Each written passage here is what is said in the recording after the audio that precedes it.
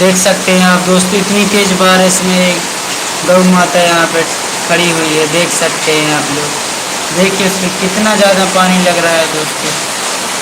पानी में भीग भीग के फिटरी जा रही है दोस्तों। देखिए, ये देखिए दोस्तों, ये क्या हालत हो गई है गौ की। देखिए दोस्तों, क्या हालत हो गई है इसकी बछड़े की। इसके लिए आप लाइक कीजिए दोस्तों, सब्सक्राइब कीजिए। अगर आप हिंदू हो तो देखिए दोस्तों, आप देख सकते हैं कितनी ज़्यादा बारिश चल रही है यहाँ पे। देखिए,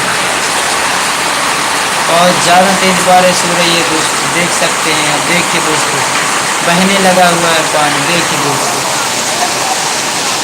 देखिए देखिए दोस्तों, ये बस आ चुकी है भाई दोस्तों।